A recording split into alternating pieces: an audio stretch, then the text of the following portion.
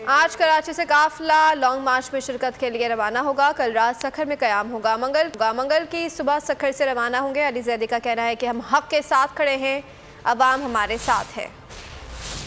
आज कराची से काफिला लॉन्ग मार्च में शिरकत के लिए रवाना होगा। कल रात सखर में क़याम होगा। मंगल की सुबह सखर से रवाना होंगे। अली जैदी का कहना है कि हम हक के साथ खड़े हैं, अवाम हमारे साथ है। आज कराची से काफिला लॉन्ग मार्च में शिरकत के लिए रवाना होगा। कल रात सखर में क़याम होगा। मंगल की सुबह सखर से रवाना होंगे। अली जैदी का कहना है कि हम हक के साथ खड़े हैं, अवाम हमारे साथ है। अगर आपको हमारी ये वीडियो पसंद आई है तो लाइक पर क्लिक कीजिए।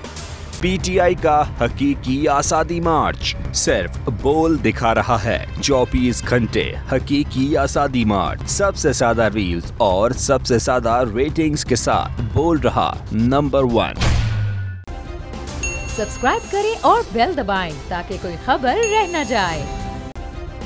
सब्सक्राइब करें और बेल दबाएं ताकि कोई खबर रह न जाए।